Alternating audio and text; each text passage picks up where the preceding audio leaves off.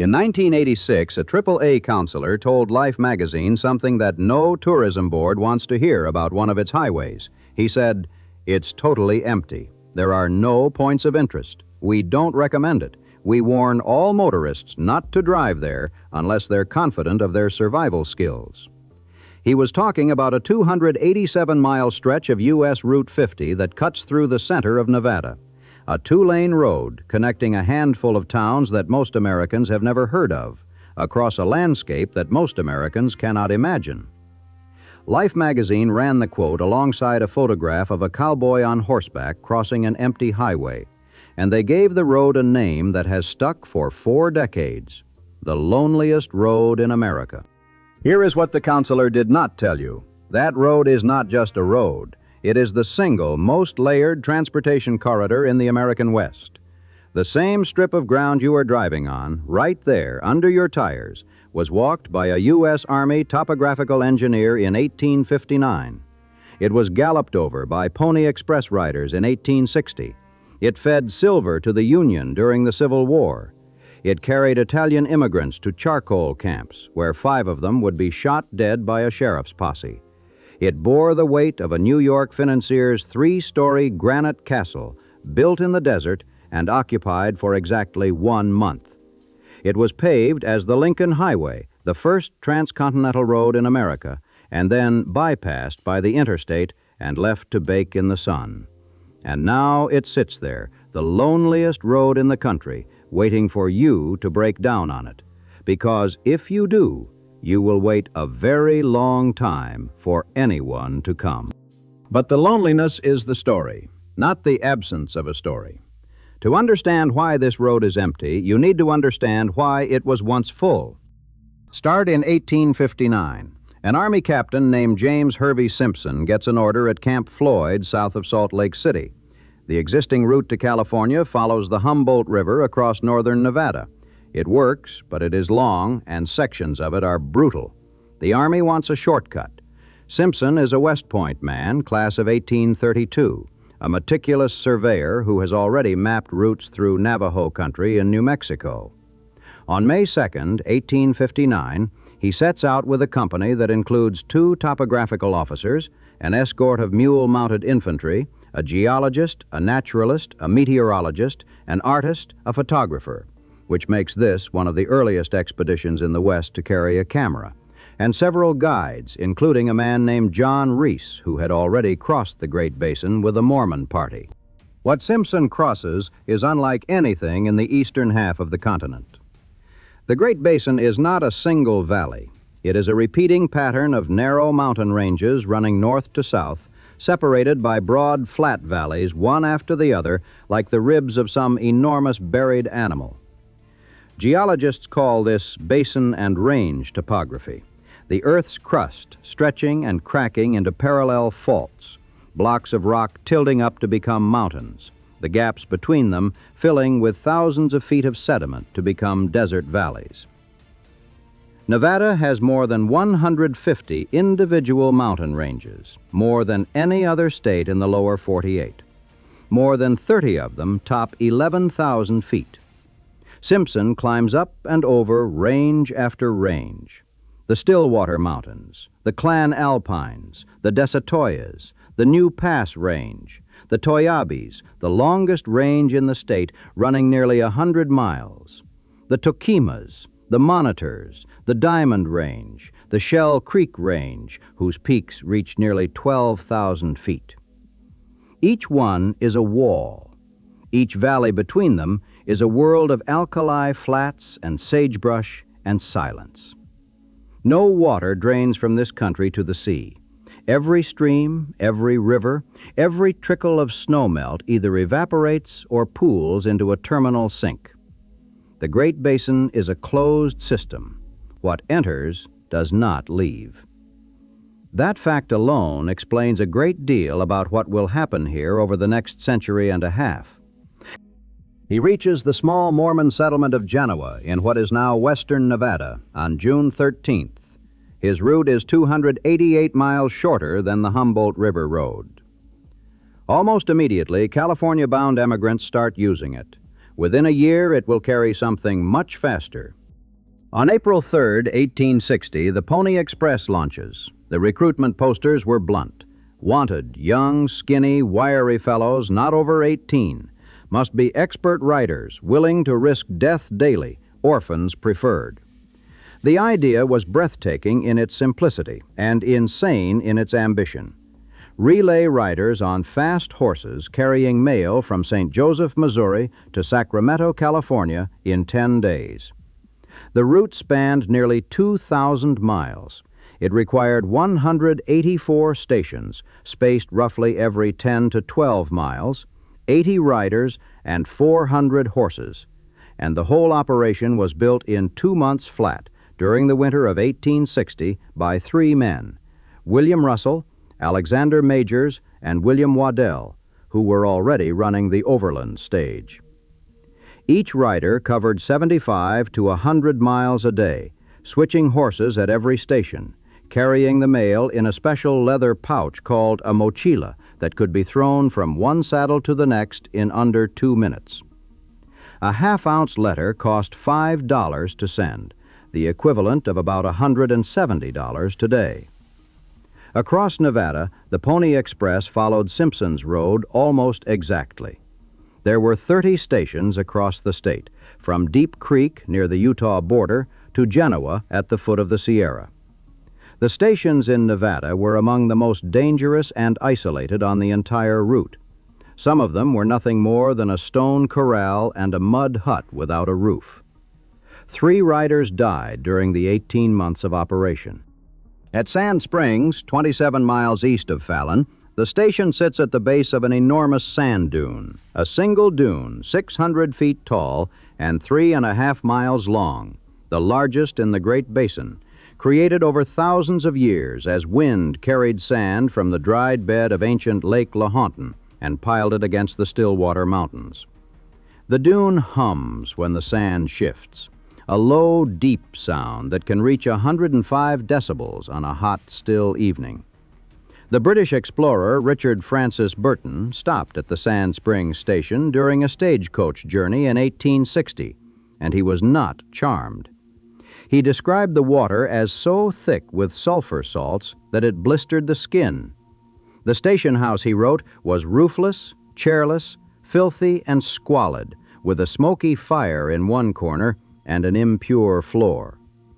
By 1976, the desert had buried the entire station under sand, and archaeologists dug it out, a 6-room structure of dry-laid rhyolite stone 102 feet by 56 feet, with a corral at the east end.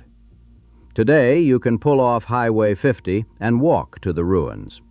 The walls still stand about hip-high. The sand dune still hums behind them. 32 miles farther east, the Cold Springs station sits in equally harsh country. Riders here faced not only the landscape, but raids during the Paiute War of 1860, when several stations along the route were burned. The Pony Express was already operating on razor-thin economics. A half-ounce letter cost $5 to send, and the service never turned a profit. Then, on October 24, 1861, the transcontinental telegraph was completed. A message that had taken 10 days by horseback could now cross the continent in 10 seconds. The Pony Express ceased operations 2 days later. It had run for exactly 18 months. Not so much as a saddle survives. A few postmarked letters, some stone walls in the desert. And the road, of course. The road remained. 2 years before the Pony Express died, something else had happened along that road that would matter far more to the landscape. In 1862, a man named William Talcott was riding a horse somewhere on the slopes of the Toyabe Range, a few miles south of where Simpson's Road crested Austin Summit. And according to the story that everyone tells and nobody can verify, the horse kicked over a rock. The rock contained silver. Word spread with the speed that only the promise of free money can generate. By the summer of 1863, the Reese River Mining District had a population of over 10,000. Austin, Nevada, named after the business partner of the man who laid out the town, not the city in Texas, went from empty ground to a boom town with saloons, hotels, churches, newspapers, and a courthouse in less than a year. It became the seat of Lander County. It was supposed to be the next Virginia city, the next Comstock lode. It was not. The silver veins in Austin were older and deeper than the Comstock, narrow and stubborn and laced with lead and zinc. Only the richest ore could be mined profitably. The district eventually produced about $50 million in silver. Respectable, but a fraction of what the Comstock yielded. By the late 1880s, the major production was finished. But before that happened, Austin needed a railroad. And the story of how it got one is one of the great deadline stories in American history. In 1875, the Nevada legislature authorized Lander County to grant $200,000 in bonds to subsidize a railroad from Battle Mountain on the transcontinental line south to Austin, a distance of 93 miles. The bonds came with a condition. The railroad had to be completed within 5 years. Nobody started building. 4.5 years passed. Then Anson Phelps Stokes arrived. Stokes was the grandson of the founder of the Phelps Dodge Corporation, a New York financier who had visited Austin during the silver rush of 1863 and never lost his fascination with the place. He reorganized the project as the Nevada Central Railway, brought in General James Ledlie, a former Union officer, to direct construction, and broke ground in September 1879. The deadline was February 9, 1880. They had 5 months to lay 93 miles of narrow-gauge track across the Reese River Valley in winter. By noon on February 9th, the rails were still 2 miles short of Austin's city limits, and the bond was about to expire. What happened next depends on which account you believe. The popular story says the Austin Town Board called an emergency meeting and voted to extend the city limits 2 miles to the south to meet the track. Historian Mallory Hope Farrell found no documentary evidence for this in contemporary newspapers or court records and concluded the railroad simply made it in time. One source says the track reached within 900 feet of the city limits with 10 minutes to spare. Either way, the subsidy was awarded. The Nevada Central was finished, and by the time it was finished, the boom was almost over.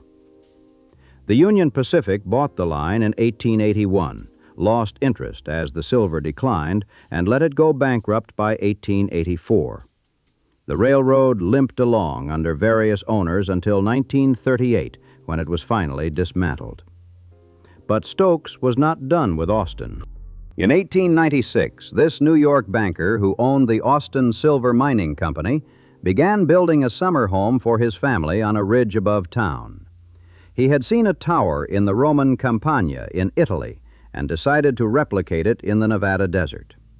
The structure was built entirely of hand-hewn native granite, hoisted into place with a hand-operated winch. 3 stories tall, with fireplaces on every floor, plate glass picture windows, cantilevered balconies supported by railroad rails, a castellated parapet at the roof line, and a rooftop terrace shaded by a suspended canvas awning. The first floor held the kitchen and dining room. The second floor was a living room with a balcony and a 100-mile view of the Reese River Valley. The third floor had 2 bedrooms. Stokes, his sons, a Chinese cook, and some guests occupied the castle in June of 1897. They stayed for 1 month. They returned briefly in October, came back once more in the summer of 1898, and then Stokes sold the mine, the milling equipment, and the castle, and never came back to Austin again. A 3-story granite castle, built on a ridge in the desert to look like a medieval Italian tower, occupied for a total of a few weeks. Today, the floors have been removed to deter intruders. The shell stands open to the sky. The balconies have collapsed, leaving only the iron supports projecting from the facade. The view from the ridge is unchanged. 100 miles of basin and range, empty to the horizon. In the 1950s, a Las Vegas promoter tried to buy Stokes Castle and move it to the Strip. A Stokes relative named Molly Knudsen purchased it instead in 1956, specifically to prevent that from happening. It was added to the National Register of Historic Places in 2003. The population of Austin today is about 200. Now go east. 70 miles east of Austin, in the next valley over, the story is different. Bigger, darker, and more violent. Eureka, Nevada got its name the way you would hope. A miner found rich ore in 1864 and reportedly shouted the word. But Eureka's ore was not like Austin's. It was silver lead, and the lead content made it impossible to process with standard mills. The silver was locked inside the lead, and nobody in Nevada had the technology to separate it. For 5 years, the ore had to be shipped out of state at ruinous cost. Then, in 1869, General W. W. McCoy built a new type of smelter in Eureka, and the valley exploded. By 1878, Eureka was the second largest city in Nevada. Population, 9,000. Over 100 saloons. 16 smelters processed ore from more than 50 active mines, with a combined capacity of 745 tons per day. The smelters consumed an astonishing volume of charcoal, 175,000 pounds daily by one estimate, because charcoal burned hotter than wood and was the only fuel that could crack Eureka's stubborn ore. Clouds of black smoke and soot from the smelters earned the town a nickname, the Pittsburgh of the West. Mining peaked in 1878 with over $5 million produced that year alone. During the boom, the district produced $64 million in silver and gold, and more than 225,000 tons of lead. A railroad, the Eureka and Palisade, connected the town to the transcontinental line 90 miles to the north. But the smelters needed charcoal, and charcoal needed trees, and the trees were running out. During the 1870s, hundreds of Italian and Swiss immigrants settled in the hills around Eureka and worked as charcoal burners, an ancient alpine craft, slowly roasting logs in oxygen-starved pits to produce the dense, high-temperature fuel the smelters required. Around 5,000 acres of pinyon pine and juniper forest were cut each year. By 1878, the trees within a 50-mile radius of Eureka were gone. The price of charcoal rose, but the smelter owners, merchants, and teamsters who controlled the supply chain conspired to keep payments to the burners low. The Italians, scattered in small camps across the hillsides, were easy to exploit. The Italian burners were paid less than half what the average miner in Eureka earned. On July 6, 1879, about 500 of them, mostly Italian, gathered at a saloon and formed the Charcoal Burners Protective Association. Their demand was simple: a fair price for their product. The irony was precise. The smelters could not run without charcoal, and the charcoal could not be produced without the Italians. And yet the Italians had no leverage because they were foreign, scattered, and despised. The strike that followed shut down charcoal delivery to the smelters. The association refused to let teamsters load charcoal sold by non-union burners. Eureka County Sheriff Matthew Kyle sent out posses to arrest the leaders, but could not control the hillsides. Hundreds of armed, angry immigrants held the high ground. On August 11th, the governor placed the state militia on alert. A week later, on August 18, 1879, Sheriff Kyle dispatched an 8-man posse to Fish Creek, a charcoal camp about 20 miles south of Eureka, to serve arrest warrants of questionable legal validity. The posse arrived at dusk and found dozens of striking burners. Words were exchanged. Someone drew a gun. The posse opened fire on the mostly unarmed workers. When it was over, 5 Italian charcoal burners were dead and 6 more were wounded. 14 were taken prisoner. The Italian embassy in San Francisco protested. A coroner's inquest ruled that the posse had acted in the line of duty.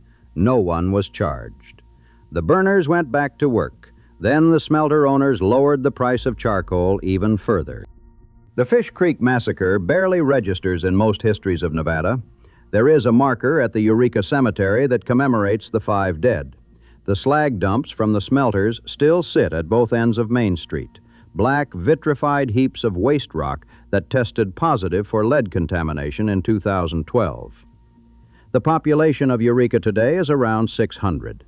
The courthouse from 1879 still stands. The Opera House has been restored. The smelters are gone.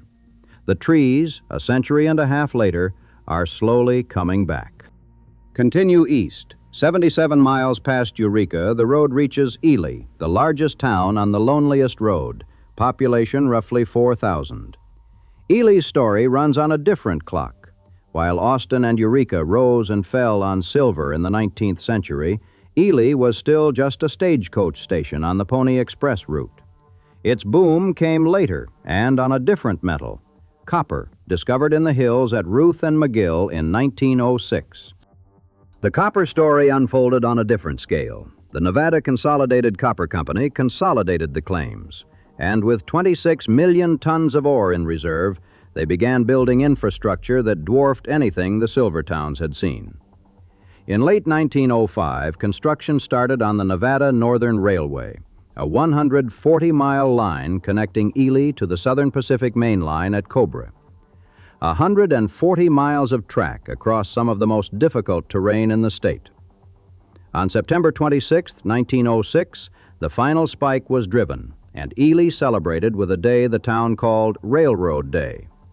Thousands of new residents, miners, engineers, shopkeepers, speculators, families poured into the streets. Ely had something that Austin and Eureka, for all their silver wealth, had never managed to sustain: a reliable connection to the outside world built to move millions of tons of ore, not just a few boxcars of bullion. A massive smelter was completed at nearby McGill in May 1908, and production jumped from a few $1,000s in 1907 to over $2 million in 1908. By 1917, the district produced $26 million in a single year. Between 1924 and 1930, over $100 million in copper came out of the ground. By 1970, total production exceeded $1 billion, more than double what the Comstock lode ever yielded. Ely is the town that survived, not easily and not without scars. When copper prices collapsed in the mid-1970s, Kennecott shut down its operations, and White Pine County's population dropped from over 10,000 in 1970 to under 8,000 by 1985. But Ely held on.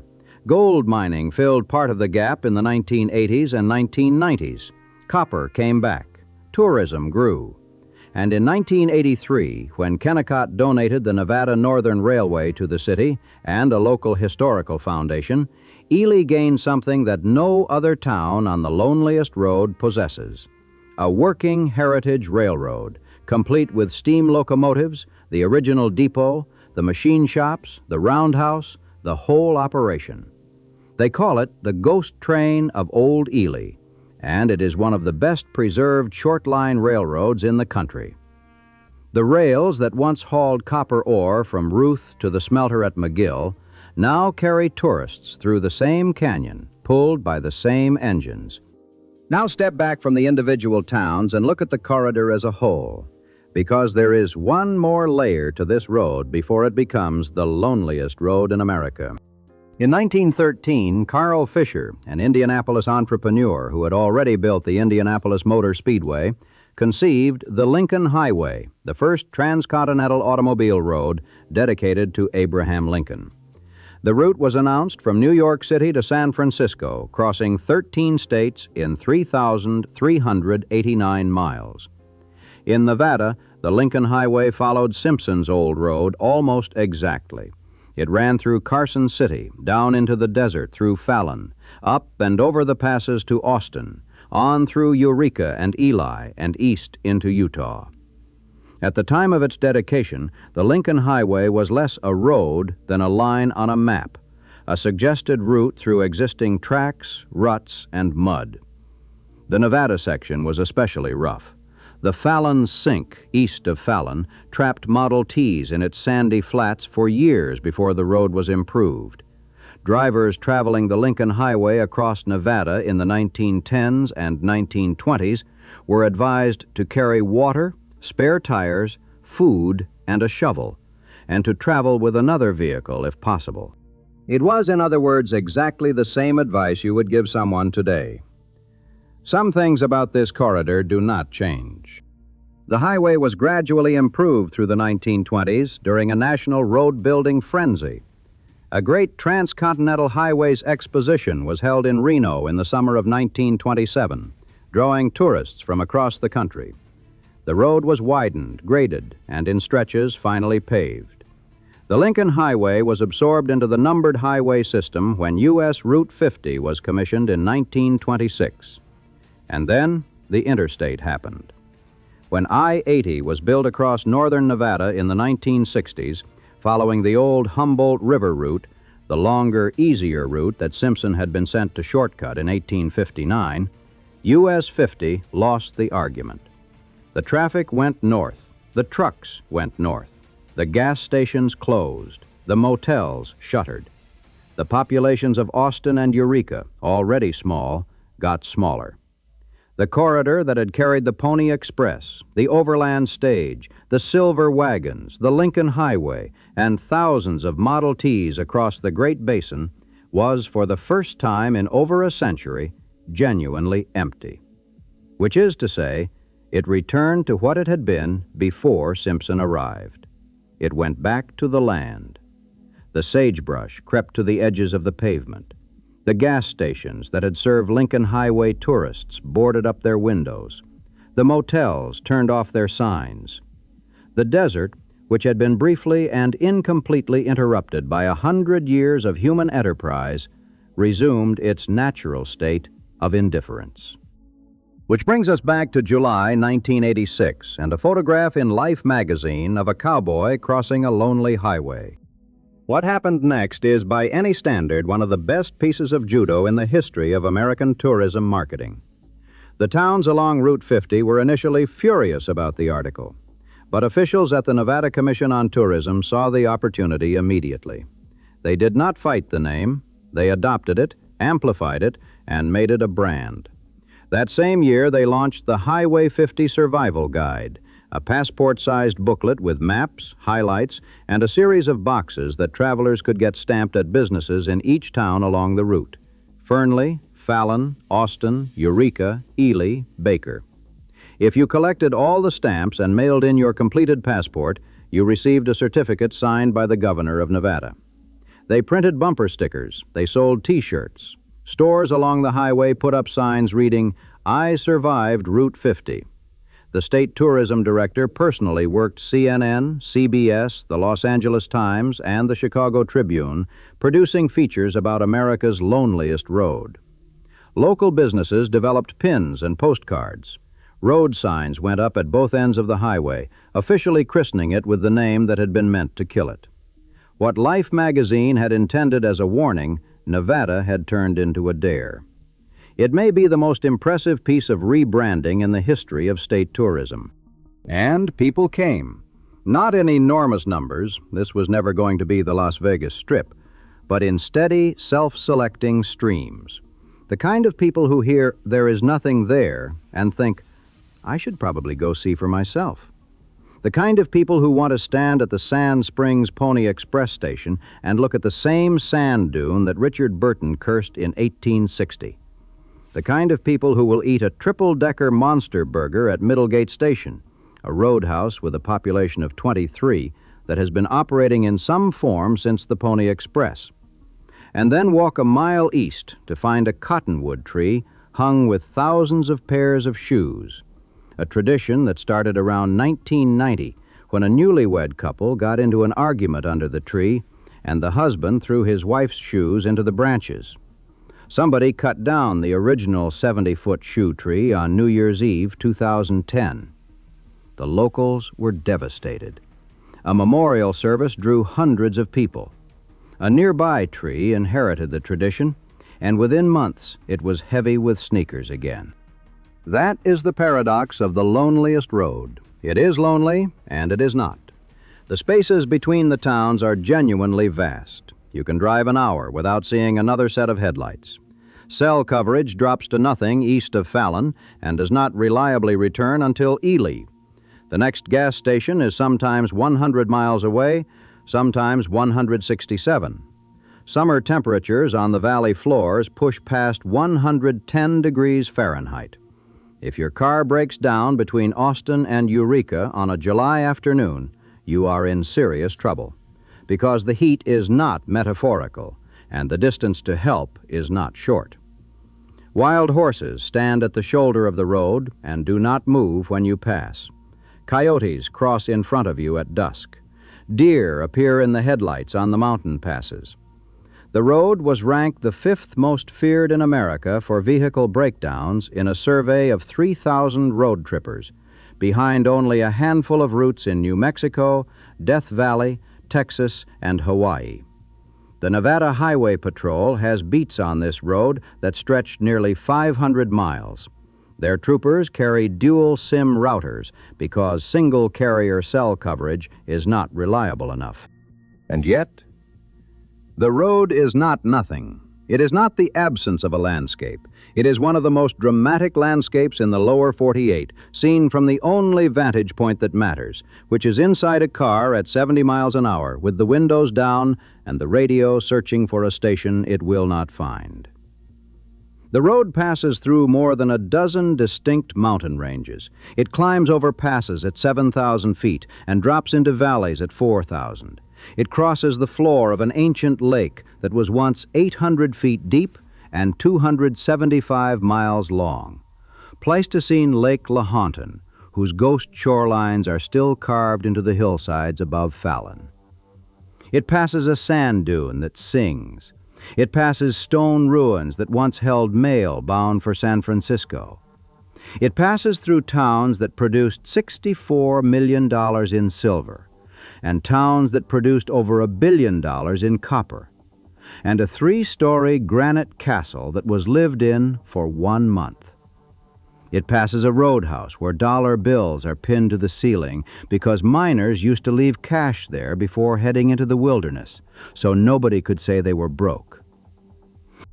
Every feature on this road is the result of the same underlying fact. This is extremely difficult country. The elevation, the aridity, the distance, the temperature, the alkali soil, the corrugated basin and range terrain, these are not scenic backdrops. They are the reasons. The reason the Pony Express needed stations every 10 miles. The reason the silver towns boomed and collapsed. The ore was too deep. The smelters needed too much fuel. The trees ran out. The water ran foul. The reason the railroad was built in a desperate 5-month sprint and then went bankrupt. The reason the Lincoln Highway was bypassed. The reason the AAA counselor told people not to drive there. The land is not empty because nothing happened here. The land is empty because everything that happened here was eventually defeated by the land itself. That is what makes this road different from a lonely road in Kansas or a quiet highway in Maine. Those roads are simply lightly traveled. Highway 50 through Nevada is the accumulated residue of 170 years of American ambition. Surveyed, galloped, mined, smelted, tracked, paved, branded, and abandoned. All compressed into a single 2-lane strip of asphalt that runs straight for miles and then climbs over a mountain range and runs straight for miles again.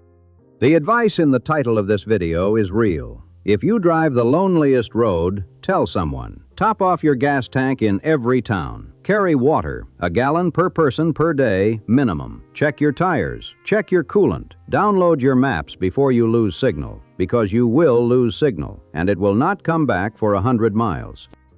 But also, stop. Stop at Sand Springs and walk to the Pony Express station. Stop in Austin and look up at Stokes Castle on the ridge. Stop in Eureka and walk past the slag dumps to the courthouse. Stop in Ely and ride the ghost train, a 100-year-old steam locomotive pulling vintage coaches through the same canyon where copper ore once moved by the thousands of tons. Stop at Middlegate and eat the burger and look at the shoes in the tree and think about the fact that this roadhouse has been feeding travelers on the same route since before the Civil War. The loneliest road in America crosses 287 miles of Nevada between Ely and Fernley. It passes through 9 towns, or what is left of them. The whole drive takes about 5 hours if you do not stop, which you should not do, because the stopping is the point. At the eastern end, the road climbs into the Snake Range, and the last thing you see in Nevada is the state's only glacier on the north face of Wheeler Peak, 13,000 feet above Great Basin National Park. At the western end, outside Fallon, there is a solar-powered telephone mounted on a post beside the highway, in the middle of absolutely nothing. The sign next to it reads, "The loneliest phone on the loneliest road in America." Someone put a phone in the desert, on a road that a AAA counselor said had no points of interest. Someone decided that even here, especially here, there should be a way to call for help, or to call home, or just to call someone and say, "I am standing in the middle of Nevada, and you would not believe what I can see from here. The mountains go in every direction, the road goes straight, and there is nobody else on it, which is exactly the point, and exactly the problem, and exactly the reason you should come."